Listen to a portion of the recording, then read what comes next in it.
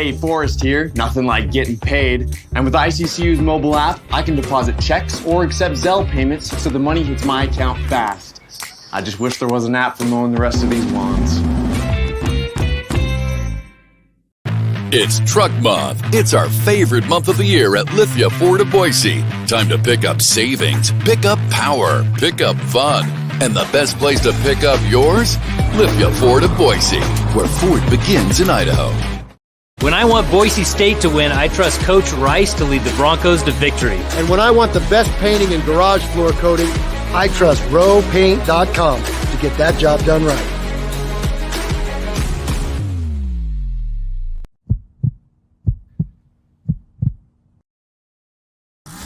This is Bronco Nation News Live.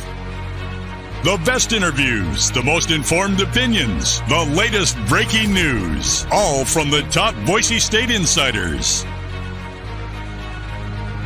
Today's broadcast is coming from the Cutwater Spirits Canned Cocktail Studios. Check out one of their more than 30 flavors of pre-mixed premium cocktails at your local gas station or grocery store. Cutwater Canned Cocktails is perfect for your next game day tailgate party. Now, here's four-time NSMA Idaho Sports Writer of the Year, BJ Rains, with another edition of Bronco Nation News Live.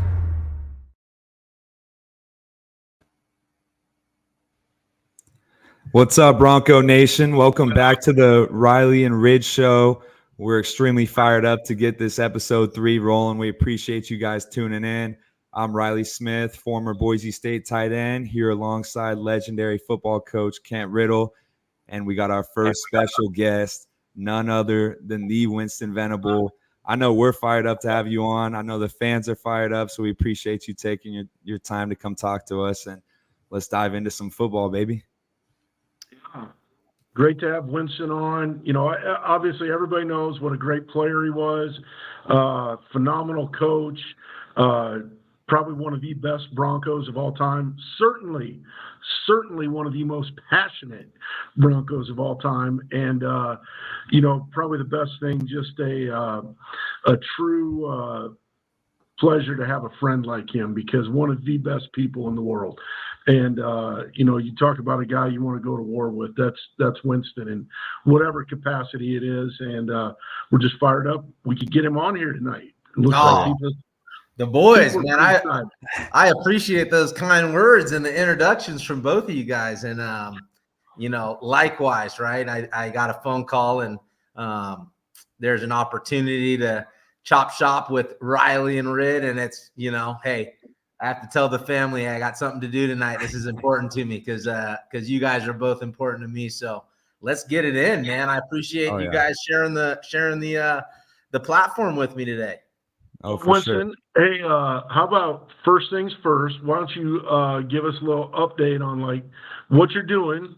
Because no, you're still involved with athletics, but you know, just a little update about maybe family, all that kind of stuff.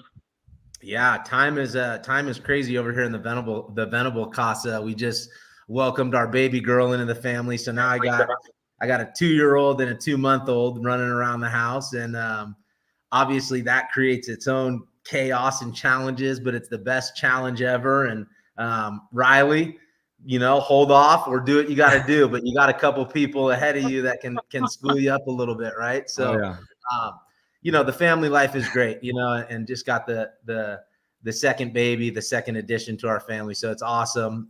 And then, you know, the work situation's been great too. You know, I'm working with Tracy Baggerly over at Progressive Wealth Management, and really it's an awesome roof that I get to be under, because it really allows me to be a coach off the field. And a big part of what I do is a client relations, a client management role, where I get to make sure that college athletes and professional athletes understand the importance of taking care of their financials, their money, managing it the right way, and that they have resources that ultimately can help them with all sorts of things that, you know, happen in the life cycle of an elite college athlete or a regular college athlete and a professional athlete. So it's a very broad job that I have, but it's coaching off the field, which is, you know, really what I felt like, you know, I was best at. So it's awesome to be able to find that roof. Yeah, Yeah, I know. I definitely Go think, ahead. Winston, because when you did player development, that was my freshman year, and so Yeah. you're kind of carrying that over and helping guys in the financial world. Because I mean, when I told my mom that you were jumping on the show, she was fired up because you're the first person she met when we pulled up to Boise to drop me off, and There you she's go. freaking out about having me go across the country, and she's like, "All right, I felt safe with that dude." Trying to kind of raise you through the college world. So it's pretty sweet to see you still be able to do that in a different facet of life. So it's fired up to, and I know I've already reached out to you. I'm like, hey, I'm about to get a job. I need Yeah. some help. So it's awesome to be able to continue that connection, and how you've just developed guys throughout the years is awesome. Hey man, thank you. That's what it's about for sure, man. Riley, your mom was definitely feeling much better about leaving you with him as a coach than thinking you were going to be a quarterback and that guy was going to be trying to tackle the quarterback. That's very true. That is very true. Yeah, but you said it right there, Riley. That's like what, that's what was important to me, right? As a player, as a Bronco, being a junior college guy, we hear about family, you hear about family, and the Broncos took me in, man. And I was the new guy in town, and it was a matter of a couple of weeks and, less than a couple months that they embraced me and took me in and showed me the ropes and embraced who I am, and it let me kind of almost let me lead and be the guy who I was and who I was supposed to be for the program. So I always had that in my mind, like, how I was treated is how I want to treat other people and help them along the way. So I know that kid coming from Florida and all these new recruits, it's like, hey, you're a little overwhelmed, you're a little anxious, you have a little bit of that honeymoon phase, but also Right. talk. So how can I help you get acclimated, and feel good about being a Bronco? I know that was always something everybody talked about those years you did that. Like, just like guys couldn't wait. Like Winston's talking to us today, they loved just hearing you up there and you dropping some wisdom on them, and that was such a huge deal. And like not only the stuff you taught those guys about finances or taking care of business or whatever, but teaching them how to be a Bronco. And I think that was a huge deal. So show Riley to hit on the Fresno State quarterback. I think everybody in Bronco Nation's seen that one. Yeah. Oh yeah. That and the interception. Yeah, The interception. I like that. I've seen that 100 times probably. Yeah, there's some other, I always appreciate those clips, and there's a lot of respect out there for some of my highlights, and there's some other ones, go digging and we can find some other ones too, but those are the main ones for sure. I know. I just know if I lined up and Winston tried to guard me, it wouldn't be pretty for him. So he's lucky he doesn't have to try to do that. Well, Riley, you gotta play to your strengths, man. And I wasn't gonna cover anybody, so I just jack them up at the line and not let them run the route. Right, that's one way to do it. And I wasn't gonna block you, so that's playing it smart. Please, everybody, feel free to drop us some questions. We'll keep this going. But Winston, one thing you kind of hit on it a little bit, but you're dealing with current athletes, whether they be college, professional, but especially college now with the money part of it. I think a lot of professionals, at least have some people around them. Some good, some bad, trying to help them a little bit. But the college guys a lot of times have nobody. So, I think everybody's hearing about this NIL stuff, and all they see is like, oh, players get money, which is great, right? And here's the Boise State public announcement. But, donate to the collective, help everybody out, all that stuff. But what are you doing to help like current players?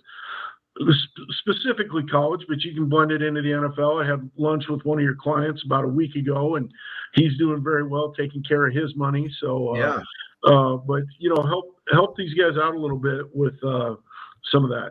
Yeah, for sure. That's loaded, man. The whole NIL world, right? And Riley, you were kind of, in the forefront in the beginning of NIL, and especially at Boise State. So, yeah, Rid, it's an interesting landscape. And what you said there, you said it a couple times and you used the word professional. And That's my viewpoint, right? And my viewpoint on college athletics now, especially those receiving any type of income, actual cash revenue or a goods, a product, right? So any type of partnership, I would consider like that. That wasn't allowed before, and that's allowed now, just like it is as professional athletes. So you're not necessarily getting paid to play the game, but you have the ability and opportunity to earn money based off of who you are. So I call them professional student athletes.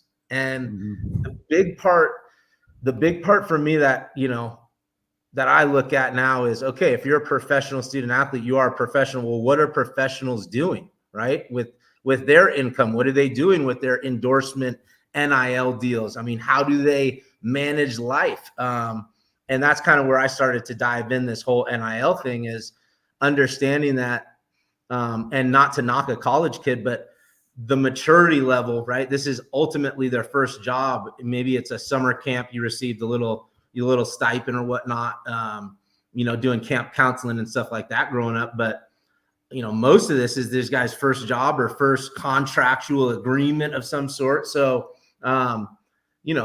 there's all sorts of layers that happen within that. And from a guy like me, I want to make sure that guys are going about it the right way, and they're doing it under the wild, wild west rules of NIL. And because you're a professional student athlete, like I was saying, if I look at our NFL clients, well, our NFL clients surround themselves with the team, and they build out a team, and they are smart enough and mature enough to understand that their job is to focus on football, and they need team members. They need a support network to help them manage everything else. So a professional NFL player has a CPA. He has a financial advisor. He has a relationship with a lawyer, because they're doing trust work. They're doing all sorts of things, getting contracts reviewed. So they have all these people in their corner, and they have the maturity to know and understand that that's super important. What I'm noticing at the college level is that maturity and understanding, that mindset that I'm a professional, is not there yet. So we don't know about taxes yet and what a 1099 is. We don't understand about managing money, and we have no idea that there's resources out there that can help us make sure we're focused on school and football. And so that, like, from a very broad view, I'm just a resource for guys to make sure that they're doing it the right way and understanding tax ramifications. And if you're in a situation that you're making money, well, let's see what that looks like. First, let's see what the tax ramification is, and then let's see if you need help planning and managing that money.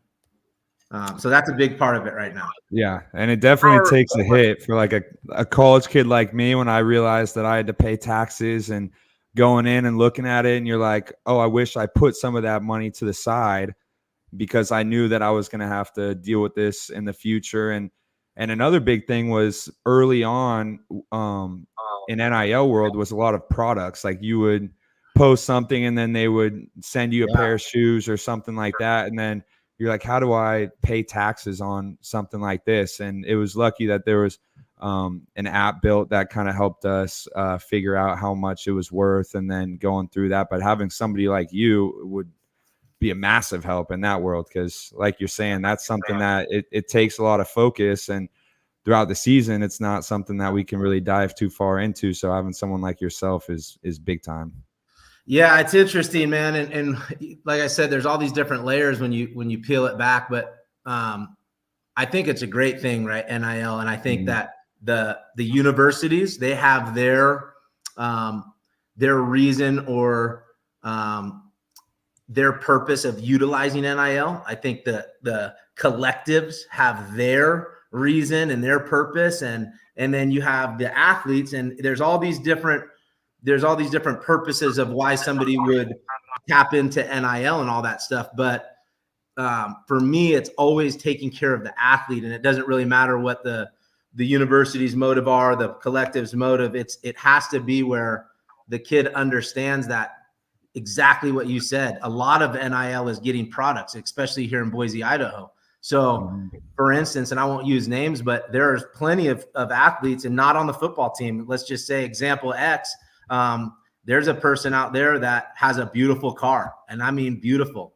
and not one deal of actual cash, right? So I asked this person, I said, okay, so you have somebody that can take care of your taxes, like you have a CPA. Yes. Mom and dad are helping me with that. Well, not only mom and dad are helping this person with setting them up with a CPA, mom and dad are paying for the tax ramification on the taxes because the person doesn't have any income. So NIL can be a blessing and a curse. And the more of those products that you take on and the more car leases that you do, you might want to start asking a little bit if there could be a 2020 car and then maybe $10,000 to go with it opposed to the 2024, because ultimately you're going to have a tax ramification on that. And that's something that players need to do and know before they sign that contract. They need to know exactly what that lease on that truck is before they do it. And I hate to say it, but that's not what the university cares about, and that's not what the collectives care about. They care about putting you in that truck and making sure you're happy as an athlete. And I just have to be real about that. Have to be real about that. And some people are going to do it different, and some universities are going to do it different and have education and different resources. But ultimately, the players, you have to take care of yourself. You are a professional athlete, and you have to have a team that protects you, because now there's alternative motives, right? Coaches are managing a roster like they've never managed a roster before, and it has to do with dollar signs too, and keeping guys happy and not going in that transfer portal and getting enticed. So this NIL thing has opened up a whole new monster. It really has. What are some of the roadblocks you're kind of seeing out there in the NIL world? And I think you obviously hit on a couple of taxes, maybe some predatory contracts, that kind of stuff, right? Yeah, that's a big part. So one of the biggest things is just that education piece on the taxes and just making sure guys understand what that looks like come April, right? I mean, a lot of these guys, and myself included, and this is not a knock to college kids, because there's not the NIL course as a freshman, right? And there's not the NIL course as a senior in high school, right? And NIL is so new, and the rules are vague, and it is the wild, wild west. So the tax ramification is super important. But before that, like, if we got something in the mail, or if we looked at the app, do we know what a 1099 is? Like, do we understand what that is? Right. I mean, so it's like, let's go even back before taxes. Like, what are taxes? How does this work? Right. The understanding what is taxable. Right. So there's this whole education piece. So the tax part is huge red flag. And then just as far as like getting that contract reviewed and making sure that that contract is favorable for the player, favorable for the partnership. I just think that this NIL world, there are resources on campus, but there's no legislation in, let's say Idaho, for saying that these businesses can't write the contract themselves, or the player can't write the contracts themselves. So the idea that that's going on, or the idea that there is a 18 or 19-year-old kid negotiating anything with some big time business, man, there's a lot. They're predatory, right? Is this in the favor of the athlete? Does he understand the contract that's written that's 3 pages long, right? So is a lawyer present? Do you have a lawyer that can review the contract? So, and along with just those businesses that are involved in writing contracts and these partnerships. Okay, so now NIL. Now we have NFL agents that want to start working with college players early now. And it's for marketing, but it's also to sink their claws in these players for the future. Now you have marketing teams and marketing firms trying to market these players, which is, I think it's awesome. I think all of that stuff, being able to utilize it and maximize it is awesome. But is that agency only worried about getting you for the future and maybe setting you up with a website or a little bit of cash? Or is that agency making sure your contracts are getting reviewed, you have a CPA and all these other things? And in my world, I haven't seen a whole lot of that going on, right? So that's an issue, right? Kids are jumping on Zooms and FaceTimes with agents without their mom and dad. And even if mom and dad are on there, what does mom and dad know about NIL? What does mom and dad know about the NFL? So there's a lot of things going on, and it's kind of state by state as far as the rules. In Idaho itself, it's very loose, not a lot of rules. High school kids can do NIL. So it's kind of opened up for everybody in the state of Idaho. But there are some predatory contracts that are getting in front of players. There is just that whole idea back to the taxes. I think the taxes and the education is one of the biggest parts of it. But it's a scary world with how many people are trying to get their hands involved with these athletes and figure it out. But I think if the right people are helping you and you have the right people in your corner, go maximize it and do it the right way. And hopefully it doesn't mess up the cultures in the locker rooms and things like that. Yeah. And I think it's important too, like you educating guys to be able to do it by themselves, because I think a big thing about NIL is being able to go out in the community and work with brands that are in Boise. And that's been something cool for me. Like me and Jim Sturk at Lithia Ford, we made a connection and have a good bond now from our NIL deal, and it was beneficial to both of us. And I think guys don't want to have just an agent and they don't even get to talk to the athlete or work with the athlete at all. They're just working with some agent that wants to get a cut of the money. And so I think you being able to educate guys is extremely important so that they can go out there and meet with people face to face and work with them one-on-one, but also, not getting the bad end of the stick and being able to actually manage the deals and actually benefit both sides instead of just kind of getting thrown in the fire and being taken advantage of. Yeah, absolutely, man. Absolutely. It's definitely something that everybody is getting accustomed to and everybody's figuring out, right? Yeah. Even the businesses that I've learned about, right? Yeah. They aren't understanding, I can use this as marketing. I can write this off. I'm supposed to file a 1099. So there's things that are going on that it's going to, hopefully it gets tightened up. There's some more regulations and some things that happen. And I think ultimately universities are going to, they're going to figure out those third-party channels or the collectives or how they can be a little bit more. They can't be that hands-on due to the rules, but how can they, partner or have good relationships with people in their communities to help with some of this stuff that we're talking about? And not everybody, and that's the thing, not everybody is a $100,000 player, right?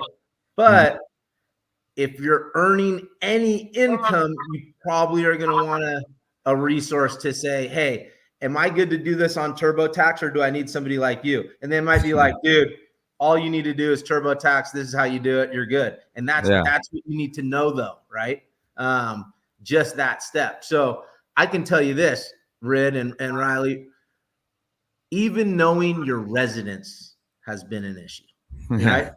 Understanding, am I an Idaho resident or am I where I was born here? I go to school here. I heard I could be paid from a company in this state, whatever, so right? This thing is very dynamic, right? So it doesn't matter if you make $10,000 or $1 million. You got to ask questions. You got to build a team because you are a professional now, and that's what the ballers do. If you're trying to be a baller, build a team out.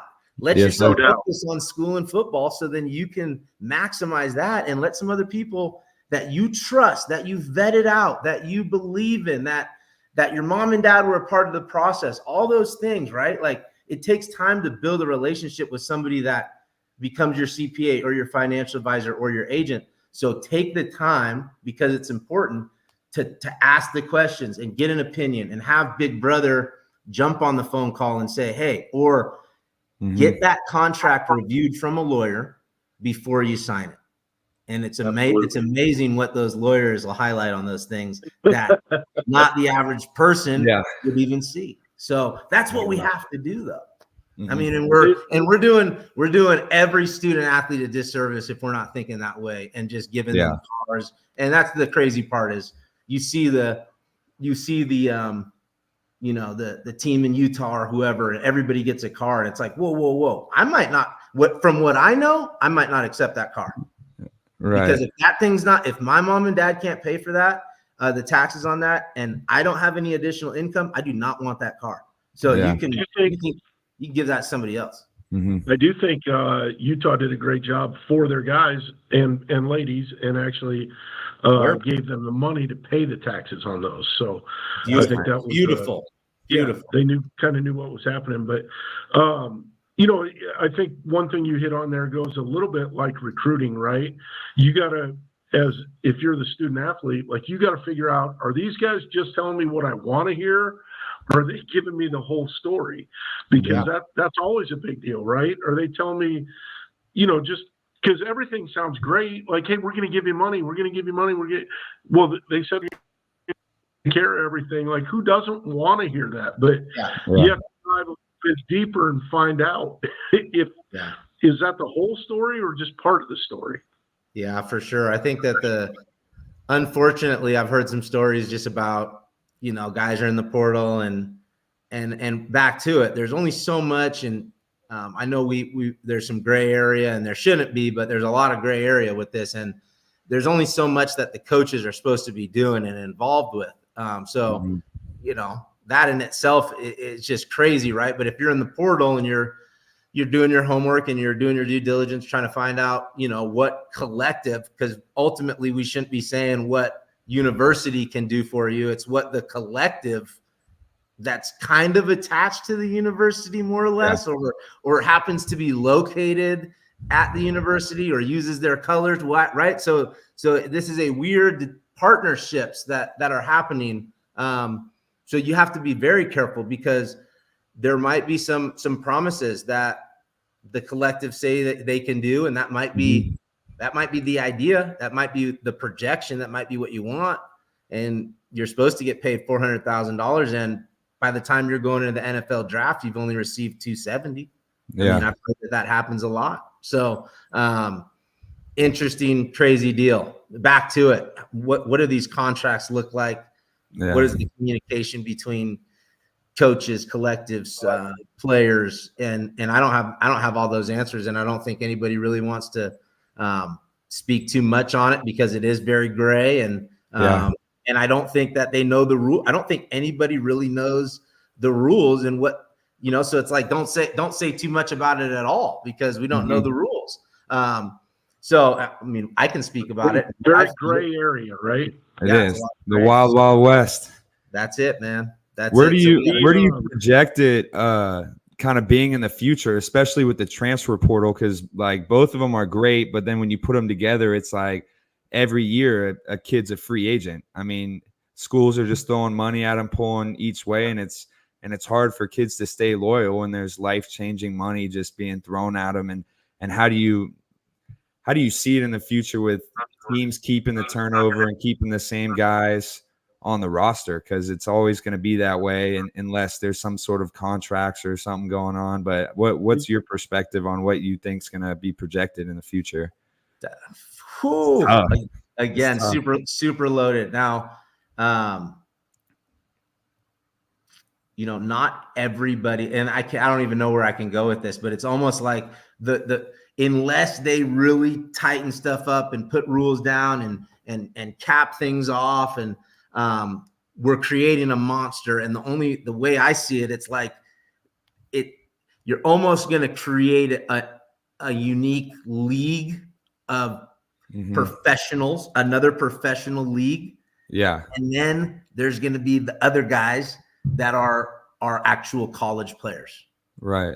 That are in the old system. They don't get paid, or that they do, and it's at a tier that is way down here, and they don't care about ever making it in that tier, and they're electing that they would rather play in this style, and they are the type of kid that wants to find a home and stay there and this and that, and it creates a whole new, and the universities don't have the capabilities to grow NIL, and they know their future, and they're in smaller towns, and it's like, let's not enter that professional world. Let's try to stay here and see if 30, 40, 50 other colleges want to stay here. And then you got professional, professional student athletes and student athletes. I don't know, Riley. Yeah, it's There's crazy. going to be some separation, maybe a mega conference that's all the guys that get paid.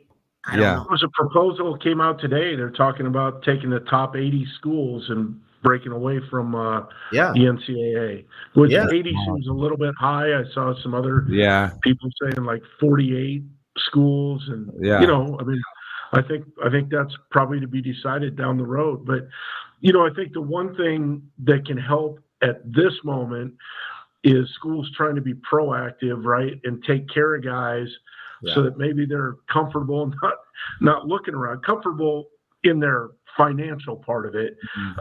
Maybe not comfort. You know, sometimes we know comfort can be bad, but you know, comfort financially. Try and take care of them on the front end, so you deal a little bit less with having to be reactionary on the back end. And you know, to that point, I think everybody on here, us included, all fans, and you know, the best way to do that is to donate to the collective. Or if you have a business and you want to reach out and you think there's some athlete that can help you, you know, give Joe Nickel at the Horseshoe Collective an email, a call, whatever. And try and do something, because maybe that helps. Maybe that helps in the future. Takes care of another guy, you know, whatever. And at the end of the day, I think, you know, we all have to be good that at some point, Boise State, no different than Alabama or Georgia, you're going to lose a good player because it just financially, you know, kind of happened. And everybody's got to be good with that. And that's what the rules are right now. So everybody's playing by the same rules. Some have more money to play with those rules, but you know, do the best you can. Derek Winston asked a question. You know, do you think there it is? But do you think the Mountain West collectives will decide which sports to invest in? You know, I would say this. I think Boise State's done a great job of investing in both, and I wouldn't continue to see that change. But you know, and shoot. I'd love to see him invest more in both. I think it's so early, and you know, Mountain West is definitely bigger than just Boise State. But like we talked about earlier, like Boise's kind of got their work cut out for them as far as, and so do a lot of other schools. But you know, we were a junior college, we're D1 AA, like all right. We haven't been a powerhouse. Well, we've been winning for sure, but we weren't a powerhouse Division I program for 100 years. So like, we don't have the donors and the alumni and all of that some programs do, and we don't have the market in Boise. It's growing out here, but we have a smaller market. So, you know, there's going to be some teams that are not as successful than us, but their NIL programs and their kids are getting, you know, way more dollars. But so I guess what I'm saying is, you know, using Boise State as an example, like, there's a lot of love in the community for Boise State football, and there always has been. And that's a big driving force for the campus and a big driving force for the community and jobs. And I mean, the football program leads a lot of what goes on in the city. So I would hope that if NIL started and there was a business like a collective, I would imagine with the roster size, the popularity, all those things, that's the first place we're trying to fund, right? That's the first place. So I agree that, you know, I don't know about giving up on hoops or anything like that, but I would imagine that collectives have to start somewhere. They have to get money. They have to try to allocate that money to certain programs. I would probably start with football as well. If basketball is the next up, or women's soccer, I'd figure out, hey, let's make sure we get dispersed in this, you know, and then I'm going to reach down to some of the programs that are a little less, but at some point, my goal as a collective, heck yeah, man, I'm trying to make sure that the golf team is taken care of. Women's volleyball is taken care of. I mean, yeah, absolutely. And that means that the city and everybody's bought in, but the collective is not necessarily, in my opinion, I mean, I bet you they have a goal to take care of the gymnastics team, and they want somebody in this city to write a check for the gymnastics program, and that will launch that part of the collective. So I think you got to start somewhere. Mountain West schools, it definitely matters what the demographic is as far as location, and what the school makeup is, who drives the school. And it would make sense that football is a big program at universities, and that's where most of the collective is going. But shout out to the gymnastics team. I believe they're competing in the NCAAs right now. Yep. So good luck to them.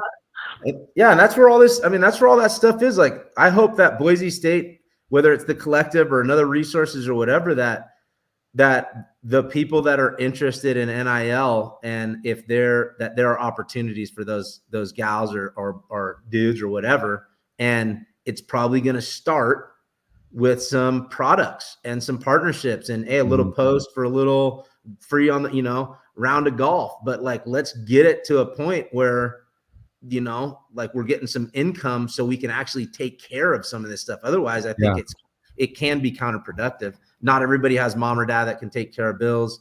Not everybody has mom or dad that has a CPA. So like, if the university's not talking about it or the collective's not talking about it, you have got to find the people, like the resources that can say, hey, yes, you owe on this, or this is what you're going to owe, or all that stuff, like, for sure. Yeah. And I agree. And I like that they have the apps that, can track some of that, but do they use them? Do they know it? Are they doing it in time? Do they know when taxes are due? So it's big, lot of layers, like I said. I know. And it's important because like if Utah State or New Mexico, they're only funneling money to the basketball team and we're only doing football, then we lose a bunch of guys, basketball players that could have come to Boise State. And then that's when it gets tricky, because now we're just kind of a football school and we're missing out on that other stuff. And like our basketball team going into March Madness and we start funneling stuff to them and we're making a run deep in that just brings in more revenue and more hype to Boise State. And like you said, I think it starts football. And it right? builds it's more exciting to be a football player when the basketball arena's sold out. You're at the game, and all that stuff helps. And I think all these people involved in the administration, whether it's athletics, whatever, but they've understood that and tried to grow everything. And I think that's the huge deal, and something Boise State will never get away from. So definitely. Winston, I wanted to ask you, like I said, you're the epitome of a Boise State Bronco. You played here. You were all over the building in my time there, from doing player development. You were in the weight room at one time. You are a running backs coach. Just kind of walk us through like what it means to be a Bronco and kind of what each role taught you about being at Boise State and how much you had an impact in each different position that you got to be a part of. Yeah, man, that's deep, dude. A lot of pride, a lot of passion for the boys, man. Oh, yeah. I think it was just to, like, if I was just to try to think about it quickly, it's like I had a dream and a goal that started at like 17 years old, and that was to get to like play in a big stadium in college. I never thought about the NFL ever in my life, man. So I took a crazy journey to get to that goal, and that goal being at Boise State. So I think I had such a crazy journey, and I was so driven and passionate to get there, and determined to get there. And then when I got here at Boise, I couldn't have had a better 2.5 years experience. I mean, we were like, I did not lose a football game my first year. We beat up on Oregon. We're number 3 in the country. We go to Virginia Tech and play in the, FedEx Stadium and beat up on them. And I mean, I lost one game as a Bronco, and the boys took me in, and it was like this super high time of my life, like you hear like a runner's high or being high or whatever, like a natural high. I was just living that for 2.5 years straight. So it was a ride, right? So it was super impactful time in my life. It was me living out my dream. And people, right? I had a great head coach. I had great position coach. I had teammates that took me in and let me be me. And I mean, it's like, dude, all of that plus winning and dominating and this crazy swag. I mean, it was crazy, man. It was crazy. So all of that, led into me wanting guys to have that same experience. right? And me wanting guys to enjoy what I enjoyed and even get a sniff of it, and me kind of knowing you might not ever touch it, but I want you to freaking get there because I was, confident about who we were, and I still had that swag, and not to toot the own horn, but it was like, yeah, man, like I love this place. And my 2 years, I thought that's what all it was. Like I learned, oh man, there's history here, and you learn about the guys before you, and you learn about decks. It's like, I didn't invent decks. I didn't do any of that. This is just a part of being a Bronco, but this is the coolest thing to be a part of, right? So then I embraced all of that, and I tried to enhance it as a player and make it better. And that's all I did as a coach, was try to enhance that feeling that I had, enhance that environment. So you asked about all the different roles, but the way I look at it, man, they were all different titles. It was all the same role, man, and is all about taking care of the boys. That's it. So it doesn't matter, Riley. There's something about me that's passionate about helping guys develop and building unique relationships and all that. What better guys than my younger brothers? And then all the different roles were just me kind of test running different things and being, hey, I started helping Taylor Tharp operations. And then you go to the weight room, get a taste of that. You go back upstairs, player development. And then it was like, I got to see everybody in the weight room. I'm not seeing everybody in this corner office. I want to see the guys in the morning. So I went back to the weight room. And then Lee Marks left. And it was like, man, I sure am biting my tongue out there a little bit at practice. Maybe I want to do this coaching thing, and I'm not a big X's and O's guy, but I'm passionate about the boys, and I'm watching DBs not put their hands on receivers, and I'm like, whoa, what are we doing here? We got to jam that receiver up, right? Like, so that just led into guy, Winston. You're an offensive guy. Hey, foot in the ground, get vertical, make them miss or run them over. Let's go. But no, man, that's what it's about, right? It was about me figuring out my path. Super appreciative and fortunate to have, guys that let me, Coach Harsin really let me do different things, and I approached him. I said, hey, I feel more comfortable doing this. And it wasn't like, get out the building. It was like, hey, let's figure out what you want to do and the best way to impact. And that's why I was able to have those different titles, but ultimately it was the same gig the whole time. And that's why it's super cool that I'm still have the same gig. Take care of the boys. Oh yeah. I don't know how many guys maybe came through the program in all your time there, but I think you'd probably be a hard pressed to find one guy that said their life's not better from you being in it. I think that would be appreciate you, man. I'll back it up. I'm sure that there's not knowing your age, Rid, but knowing how long you've been doing the football thing, I'm sure you've impacted your fair share of guys yourself, man. No doubt. Well, I think that's why we all do it. So absolutely. You both of you guys changed my life in my 6 years there. So I appreciate both of you guys and toot both of your old horns, because you guys got me right and took me in and definitely changed me. I'm way better of a person I am today than when I got there. So I definitely appreciate you guys, and what you do is so impactful, and it's crazy. And you guys both going through it and knowing what it's like. At the top with you, so yeah. Parents did a pretty good job when you're talking about our kind of guy and being a high character guy. You got that written all over the place, man. So appreciate it. Anybody has any questions, please fire those away to us, and absolutely, we'll do our best to get them answered. But I saw a comment go by earlier. Somebody had been a former athlete at Boise State talking about, in my day, if somebody bought you a cheeseburger, you were ineligible. Like we're definitely a little bit different in these times now. Yeah. I think a bagel. You could get the bagel by itself, but if they had cream cheese, it was a meal. Yeah. One time I remember being in the strength and conditioning, and Riley, this was probably around your time, and somebody said, "Hey, Coach Winston, what was the snack shack like when you were playing?" And I just looked at him, and the snack shack. I mean, there was a little closet that had a fridge, and you would get one milk, maybe two, if you were on weight gain, and if you didn't want the milk, maybe you could get a one protein bar. Otherwise, you better hike it out of there. There was no snack shack.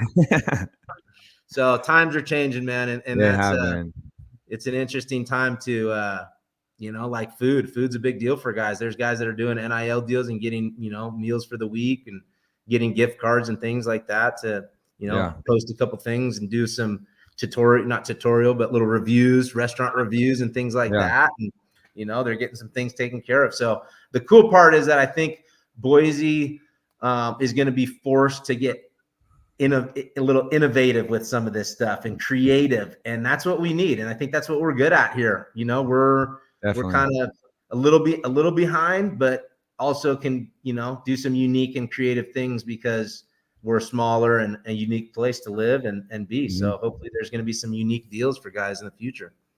Definitely. I want to give a shout out there for Kurt big shout out to the bobblehead. Let's go. Yeah. That's the man right there. We miss you, Hope buddy. you're doing good, man. Hope the family's good. That's awesome. Hey, one thing I think we kind of talked about donate to the collective, get in touch with Joe Nickel, but even if that's not doable right away, like support the businesses that are donating to the collective and doing NIL deals with people. I mean, show them that's helping.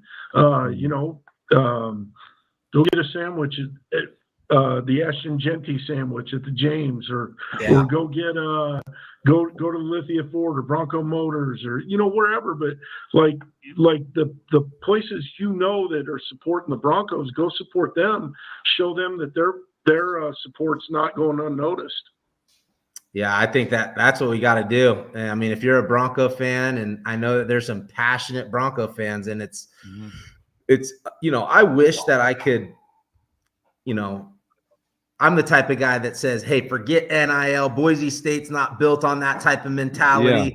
If you want NIL, this isn't the spot. And, we can do this without it. And that's not the reality of it. Right. And we care about Boise State so much. We got to understand, like, businesses, owners.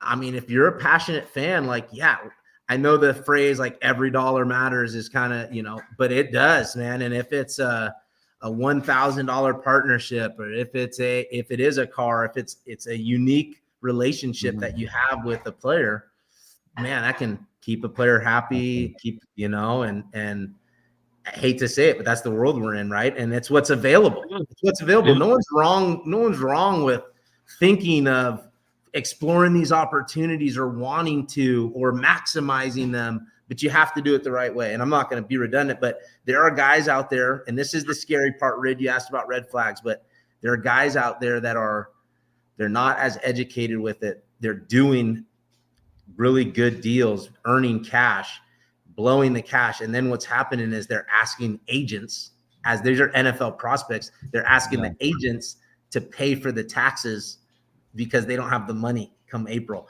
And that scares me because I know that there's agents that are doing that for players, and that that's the worst thing. Come out ahead on that. That is the worst thing that can happen is, you don't have to be educated. You don't need any resources. We're going to bail you out of this, and you're going to tell your buddy that they did that for you. And then that's what's going to happen. And that's scary if that's the mentality of professional student athletes, because what's going to end up happening is that agent, there's not going to be that agent, and you're going to be stuck with some bad things. Right. And and you're going to owe money before you make money. And that's not the way you want to start doing. You do not want to be like that. Yeah. And it's cool on the NFL side, right? So, I mean, you could very easily be owing somebody that's not going to just forgive the loan. Right. Yeah, no doubt. No doubt. And the cool thing about the Horseshoe Collective too is, like, they're putting on events with the money they get. Like, we did that. We brought back the softball classic, and we were able to go out and be in front of the fans without shoulder pads and helmets on, and kind of be able to be with them. And then different stuff, like we were at Del Taco and we were doing like burrito tosses and different stuff like that. Like these different businesses are doing the NIL and the partnership, and it helps their marketing, obviously, but it also allows to bring our face out into the community and be able to meet more people. And so that type of relationship is what fires me up, because then, I mean, you're getting paid and it's all good and it's good for both people, but it just brings the fans and players together and kind of builds that relationship off the field that I think is super important, because Del Taco been a big NIL supporter, so those guys are freaking awesome. Take care of them, But I wish we had a list of everybody and we just rattle them off. But go support everybody that's supporting the collective House of Western Proper, those guys, all that stuff. So Yep. Winston, the only other question we got was how many bench reps could you do at the combine today? Oh, hey, Bronco 130, let me tell you, my shoulders are no better today than they were when I was at Pro Day, and I did 0 at Pro Day because my shoulders were so jacked up. So, not even going to put a number to that old Bronco 130. Not even going to put a number to that. So, my shoulders were like Riley's shoulders here, and benching was not it. I was benching with Kellen Moore on the dumbbells in college because I had labrum and rotator cuff issues. Yep. I'm right there with you, Winston. That was never fun. I was working with the quarterbacks too, and I'm seeing Matt Louderman throw up 315. I'm over there doing single arm dumbbell bench. Yeah, it's all right. But it's all right. We made it through. I can't believe I missed Jackson's huge NIL guys between the trading cards. Oh, trading cards for sure. Eating hot dogs, I need to not miss that one because, and the commercials too. You've seen DJ's commercials with the bananas. DJ, I'm in Salt Lake. I told Riley this earlier, but I went to have dinner with a coworker and walked in. The first person I ran into was not DJ Schramm, but Dusty Schramm. Did you know it was Dusty right away? Yeah. I did because of location. Dusty and his dad a couple months at the exact same spot. So they are, they look a lot alike. Yeah. I know. I remember during games, people would be giving high fives at the end, and they're like on our team, we're doing the high fives with the fans. So like, how did DJ coming in at Utah State, right? Yeah, they're like, how did DJ already change out of his pads and he's out here? It's crazy. Yeah. I think I was one of those people. We might have trying to get maybe a possible guest appearance from DJ coming up in the future. We get a few lined up, so should be a good one. Absolutely, love it. Yes, sir. But I think that's all the time we got today. But Winston, we were fired up about this, and like I said, I know the fans were, so we appreciate you taking the time to drop some knowledge on us, and we appreciate everything you're doing for all the college boys. And like you said, you're always taking care of the boys, and that's big time. And that's why Bronco Nation just keeps getting stronger and stronger. So we appreciate you. There we go, man. We get some of that money into the collective, so then I can keep working on guys and making sure that they're taken care of and doing it the right way, right? So I think that's the cool part about what we got going on in town here with Boise State, the collective, and then some alumni and people like me and some other alumni that really care about the guys. So between the collective and some other businesses, we're going to do it the right way at Boise State, and it'll be great to see it grow. Yes, sir. One final announcement before we go, but I know we've got the BNN golf tournament coming up, so I would imagine you might see everybody on the screen right now out there. So we would love to have you guys all join us. There's a few pictures from last year. Come on. Look at those curls. Had to get rid of that, man. So we'll have a good crew out there again this year, but hope to see everybody out there supporting this. BJ does a great job with the proceeds going to the Idaho Youth Sports Commission. I believe he's got that going. It was either last week or this week. So but very excited about that coming up. So get registered now. Some of the teams I've heard that are competing. So, but get your crew. Yes, sir. We got to find a fourth for our crew. Yeah. I think I'm squeezed in on a fourth and maybe a part of two groups. It's like a 9-some. I'm like, yeah, it's not going to work, guys. Yeah, that's brutal. Yeah, we got to split that thing up. I don't care where I go. Figure it out. Yeah. Yeah. It'll be an awesome event. That was really fun last year. Yeah.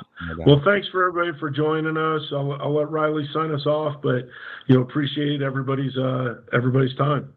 Yes, sir. Yeah, next week we'll be on Thursday at 8:00. So we pushed up a day for this week, but we'll see you guys next week, Thursday at 8, hopefully with another awesome guest. But we appreciate you guys tuning in. So go Broncos, baby.